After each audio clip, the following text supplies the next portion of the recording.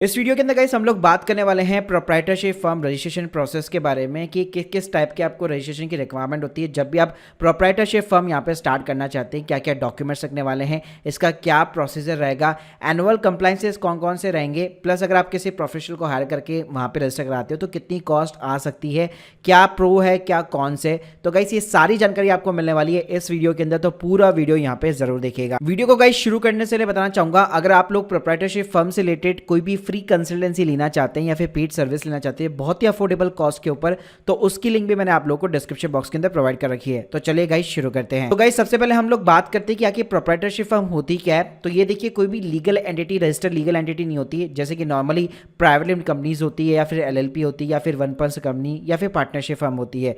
इसमें कोई भी आपको सेपरेट पैन कार्ड नंबर वगैरह इशू नहीं होता, आपका जो पर्सनल पैन कार्ड होता है वही यहाँ पे यूज में लिया जाता है। प्लस इसको यहाँ पे केवल 1% की रिक्वायरमेंट रहती है।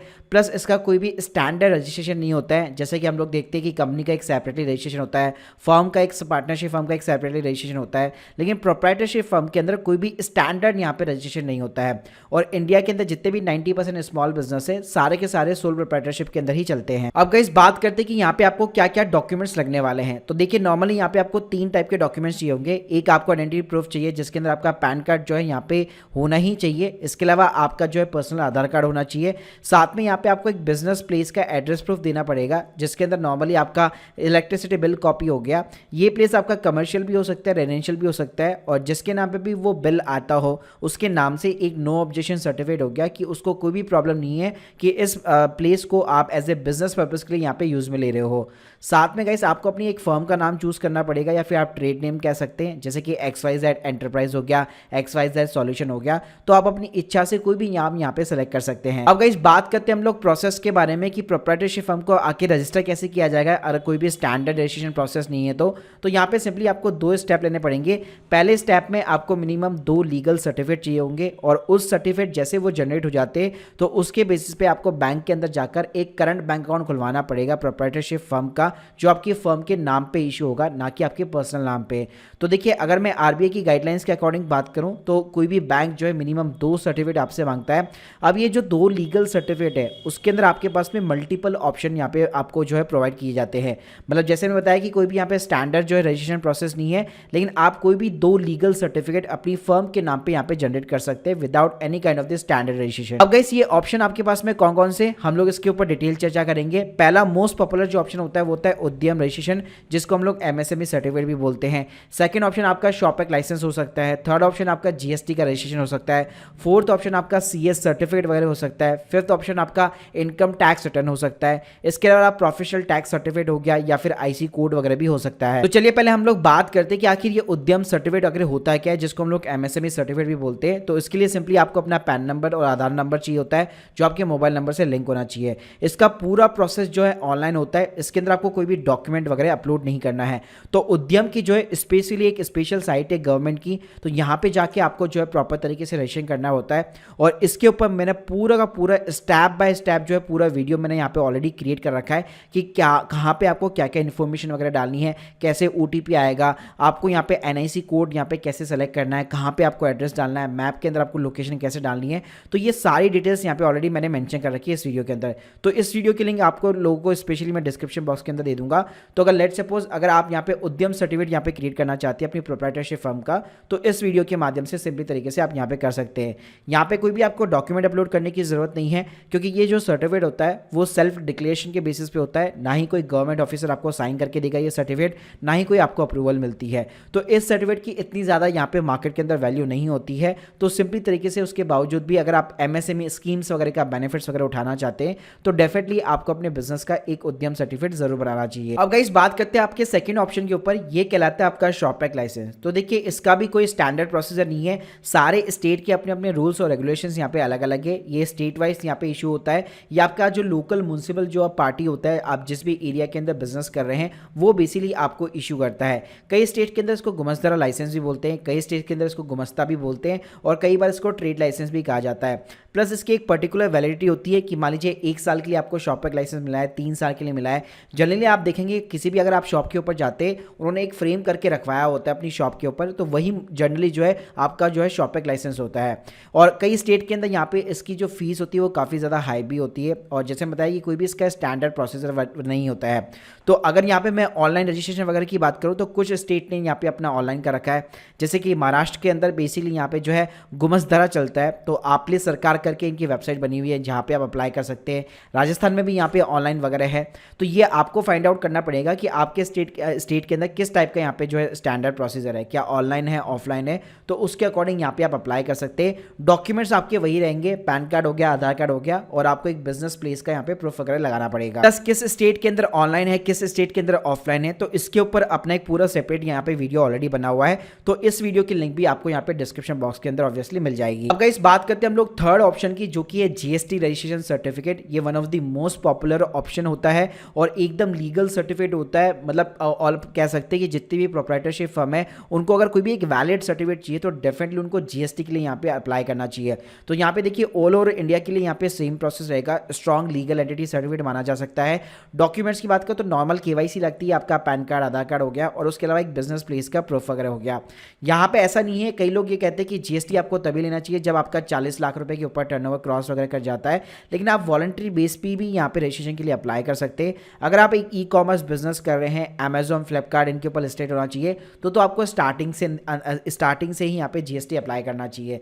इसके अलावा अगर आपका एक स्टेट से दूसरे स्टेट के अंदर माल वगैरह जाता है, वहाँ पे अगर आपकी सेल वगैरह होती है, इंटरेस्टेड होती है, तब भी आपको स्टार्टिंग से यहाँ पे जीएसटी लेना चाहिए।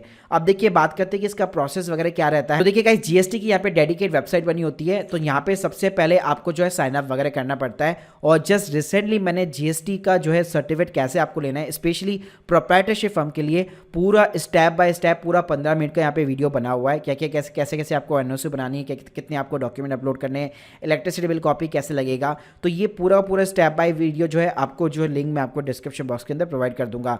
तो यहाँ पे मैंने पूरी जानकारी आपको दे रखी है और पूरा आपको एंड तक मैंने गाइड कर रखा है कि कैसे आपको लॉगिन आईडी वगैरह क्रिएट करना है, और जैसे आपका सर्टिफिकेट वगैरह आता है तो कैसे वो जनरेट वगैरह भी होगा। तो ये काफी इंपॉर्टेंट सर्टिफिकेट होता है। एक बार अगर आपका जीएसटी सर्टिफिकेट यहाँ पे बन जाता है तो डेफिनेटली यहाँ पे कोई भी अगर आपका क्लाइंट भी है, आपका कस्टमर भी है, तो वो भी आपका जीएसटी नंबर सर्च करके कहीं पे भी जो है जीएसटी की साइट के ऊपर आपके बिजनेस की वैलिडिटी को या ऑथेंटिकेशन को सिंपली तरीके से चेकआउट कर सकता है। अब गाइस बात करते हैं यहाँ पे फोर्थ ऑप्शन की, जो कि कहलाता है सीए सर्टिफिकेट। जी हाँ, तो यहाँ पे क्या होता है, एक चार्टर्ड अकाउंटेंट जो प्रैक्टिसिंग चार्टर्ड अकाउंटेंट होते हैं वो आपको एक सर्टिफिकेट यहाँ पे प्रोवाइड करते हैं। आपसे कुछ डॉक्यूमेंट इन्फॉर्मेशन मांगी जाती है, उसके बेसिस पे वो करंट अकाउंट ओपन करने के लिए आपको एक सर्टिफिकेट प्रोवाइड करते हैं। चलिए मैं आपको सैंपल दिखा देता हूँ। तो जैसे आप स्क्रीन के सामने देख सकते हैं, इस टाइप का जो उनके लेटर हेड के ऊपर प्रॉपर साइनिंग के साथ में, उनके मेंबरशिप नंबर के साथ में आपको इस टाइप का सर्टिफिकेट वगैरह यहाँ पे दिया जाता है, जो कि नॉर्मली सारे बैंक यहाँ पे एक्सेप्ट वगैरह करते हैं। फिफ्थ ऑप्शन गाइस आप लोगों के पास में होता है income tax return of the business. जी हाँ, तो कई बार क्या होता है, लोग यहाँ पे करंट अकाउंट नहीं खुलवाते, वो अपने सेविंग अकाउंट के साथ में ही बिजनेस कर रहे होते हैं,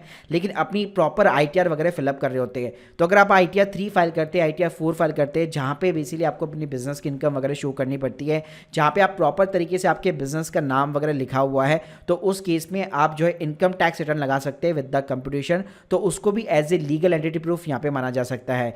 और आप लोगों को कैसे यहाँ पे फाइल करनी है, तो अगर आप आईटीआर 4 फाइल करना चाहते हैं तो आप देख सकते हैं स्टेप बाय स्टेप पूरा वीडियो यहाँ पे बना हुआ है। तो इस स्टेप के अंदर जैसे आप देख सकते हैं नेम ऑफ द बिजनेस, तो जब इस आईटीआर का आप जब यहाँ पे प्रिंट आउट वगैरह निकालते हैं तो वहाँ पे प्रॉपर जो है बिजनेस का नाम वगैरह मेंशन होना चाहिए। इसी तरह अगर मैं आईटीआर 3 की भी बात करूँ तो वहाँ पे भी अगर बिजनेस का नाम वगैरह मेंशन है तो डेफिनेटली उसको भी एक लीगल एंटिटी सर्टिफिकेट यहाँ पे माना जा सकता है। उसके बाद में गाइस 6 ऑप्शन आपके पास में रह जाते हैं। अगर आप आपके स्टेट के अंदर प्रोफेशनल टैक्स वगैरह एप्लीकेबल है, जैसे कई स्टेट के अंदर एप्लीकेबल है, जैसे कि महाराष्ट्र हो गया, कर्नाटका हो गया, गुजरात हो गया, तो वहाँ पे आप प्रोफेशनल टैक्स वगैरह के लिए अप्लाई कर सकते हैं। मोस्टली स्टेट के अंदर ऑनलाइन प्रोसेस है। इसके अलावा अगर आप इंपोर्ट एक्सपोर्ट का बिजनेस करते हैं तो आप आईसी कोड के लिए अप्लाई कर सकते हैं। इसके अलावा अगर आपके बहुत ही ज़्यादा अच्छे खासे एम्प्लॉय आपके हो चुके हैं, आप टीडीएस वगैरह काटना चाहते हैं उनका सैलरी वगैरह का, तो आप 10 नंबर के लिए भी अप्लाई कर सकते हैं। तो अगर आपके पास में इस टाइप का कोई भी सर्टिफिकेट है जहाँ पे आपका बिजनेस का नाम मेंशन है, आपकी पर्सनल इन्फॉर्मेशन मेंशन है, तो वो भी एज ए लीगल एंटिटी यहाँ पे सर्टिफिकेट माना जा सकता है। अब गाइस बात करते हैं कि हम लोगों ने ये 6 ऑप्शन के बारे में बात की, इनमें से कोई भी 2 ऑप्शन के सर्टिफिकेट आप यहाँ पे अवेल कर सकते हैं। अब जैसे आपका करंट अकाउंट वगैरह बैंक के अंदर ओपन हो जाता है उन सर्टिफिकेट के बेसिस के ऊपर, अब गाइस बात करते हैं कि आपके कितने कितने एनुअल कंप्लायंस है, यानी आपको पूरे साल भर के अंदर क्या क्या चीजें करनी पड़ेगी। तो देखिए अगर आपने प्रोप्राइटरशिप फर्म यहाँ पे अगर आप रन कर रहे हैं विदाउट जीएसटी और प्रोफेशनल टैक्स,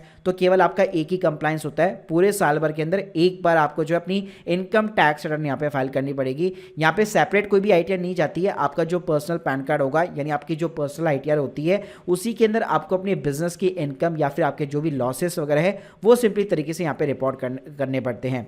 कई बार लोग ये सोचते हैं कि अब मेरे को लॉस हुआ है तो मैं रिपोर्ट ना करूँ, लेकिन उस केस में भी आपको रिपोर्ट करना चाहिए ताकि आपको इनकम टैक्स के अंदर उस लॉसेस को आप फ्यूचर के अंदर कैरी फॉरवर्ड करके अच्छा खासा इनकम टैक्स बचा सकते हैं। इसके अलावा अगर आपकी प्रोप्राइटरशिप फर्म जो है अगर आपने जीएसटी के साथ में अगर आप रन कर रहे हैं तो उस केस में आपको आईटीआर फाइलिंग करनी है पूरे साल भर में एक बार। साथ में आपको जीएसटी रिटर्न जो आपने रजिस्ट्रेशन ले रखा है उसके आपको रिटर्न फाइलिंग करनी पड़ेगी क्वार्टरली बेसिस पे। फिर चाहे आपका नील का बिजनेस है या फिर टैक्सेबल सेल्स आपकी है, दोनों ही केस में आपको क्वार्टरली बेसिस पे यहाँ पे जीएसटी रिटर्न की यहाँ पे फाइलिंग वगैरह करनी पड़ेगी। अब गाइस बात करते हैं कि कितनी यहाँ पे कॉस्ट आने वाली है, कितनी आपकी फीस लगने वाली है। तो देखिए टोटली डिपेंड करता है कि किस टाइप के सर्टिफिकेट के लिए अप्लाई कर रहे हैं या आपकी जो स्टेट है उसके गवर्नमेंट के चार्जेस वगैरह क्या है। मोस्टली जो सर्टिफिकेट है उनकी जो गवर्नमेंट फीस होती है वो ऑलमोस्ट निल होती है, लेकिन अगर आप ऑब्वियसली बात है किसी प्रोफेशनल को हायर कर रहे हैं तो वो अपनी प्रोफेशनल फीस यहाँ पे चार्ज करता है। और मैं आपको लोगों को ये रिकमेंड करूंगा अगर आप फर्स्ट टाइम बिजनेस कर रहे हैं तो डेफिनेटली आपको एक प्रोफेशनल एक्सपर्ट को हायर करना चाहिए। तो एक एवरेज अगर मैं कॉस्ट की यहाँ पे सेटअप की बात करूँ प्रोप्राइटरशिप फर्म की तो 1500 रुपये से लेकर 4000 रुपये के बीच में सिंपली तरीके से आप अपनी जो फर्म होती है प्रोप्राइटरशिप जो फर्म होती है, जितने भी आपके सर्टिफिकेट होते हैं जो भी आपके बिजनेस के ऊपर एप्लीकेबल होते हैं वो सारे के सारे आप यहाँ पे सिंपली तरीके से अप्लाई कर सकते हो। अब गाइस बात करते हैं यहाँ पे प्रो और कॉन्स के बारे में कि प्रोप्राइटरशिप फर्म रजिस्टर करने की क्या आपको एड बेनिफिट्स मिलते हैं, क्या इसके डिसएडवांटेज है। तो यहाँ पे मैं आपको सिंपली 3 प्रो और 3 कॉन्स बताने वाला हूँ। तो देखिए प्रो तो इसका ये है कि ये स्टार्टअप के लिए एकदम बेस्ट है। अगर आपका छोटा सा बिजनेस है, आप अपने आइडियाज़ को टेस्ट करना चाहते हो तो हमेशा बेस्ट ये रहता है कि प्रोप्राइटरशिप फर्म से शुरुआत करो, क्योंकि वहाँ पे आपकी जो सेटअप कॉस्ट है वो भी एकदम लो आने वाली है, एनुअल कंप्लाइंसेस है वो भी उसकी कॉस्ट भी एकदम लो आने वाली है और ज़्यादा आपको एनुअल कंप्लाइंस भी यहाँ पे नहीं करने हैं।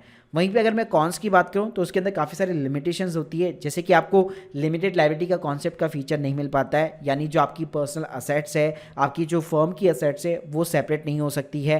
वहाँ पे आपकी जो लायबिलिटी होगी बिजनेस के अंदर वो अनलिमिटेड होगी। इसके अलावा आप जो भी फर्म का नाम चूज़ कर रहे हो वो सिक्योर नहीं होगा। ऐसा नहीं होगा जैसे कि कंपनी के अंदर होता है कि एक बार आपकी कंपनी रजिस्टर हो गई तो उस नाम से दूसरी कंपनी खड़ी नहीं हो सकती है। यहाँ पे ऐसा नहीं होता है, आप ही के नाम से मल्टीपल टाइप के बिजनेस यहाँ पे रन हो सकते हैं, एक्सेप्ट वो बात है कि अगर आपने ट्रेडमार्क वगैरह के लिए अप्लाई नहीं कर रखा हो। इसके अलावा यहाँ पे कैपिटल रेज करना थोड़ा सा डिफिकल्ट हो जाता है। सिर्फ आप बैंक लोन्स वगैरह के लिए अप्लाई कर सकते हो, लेकिन ऐसा नहीं है कि किसी एंजल इन्वेस्टर को या फिर फैमिली मेंबर के अंदर कोई पैसा लगाना चाहते हैं आपकी फर्म के अंदर तो उसको आपने एक शेयर वगैरह दे दिया, तो ये चीज़ें यहाँ पे थोड़ी सी लिमिटेशन वगैरह हो जाती है। तो गाइस ये था पूरा का पूरा ओवरऑल समराइज। अब आप लोगों को यहाँ पे समझ में आ गया होगा कि इंडिया के अंदर प्रोप्राइटरशिप फर्म वगैरह कैसे क्रिएट होती है, आपके पास में क्या क्या मल्टीपल ऑप्शंस है और इन सभी के सपोर्टेड जो लिंक्स होते हैं, मैंने जो डिटेल वीडियोस ऑलरेडी बना रखी सभी रजिस्ट्रेशन के ऊपर वो ऑलरेडी मैंने आप लोग को यहाँ पे डिस्क्रिप्शन बॉक्स में प्रोवाइड कर रखी है। साथ में अगर आप एक लीगल एक्सपर्ट को यहाँ पे हायर करना चाहते हैं या फिर फ्री कंसल्टेंसी या लेना चाहते हैं या हमारी पेड सर्विस वगैरह लेना चाहते हैं प्रोप्राइटरशिप फर्म से रिलेटेड, तो मैंने लिंक आप लोग को ऑलरेडी डिस्क्रिप्शन बॉक्स में दे रखी है। बाकी अगर आप लोग के कोई भी डाउट्स है तो कमेंट बॉक्स के अंदर जरूर बताइए और हमारे चैनल को यार सब्सक्राइब करना मत भूलिएगा। Thank you guys, thank you very much.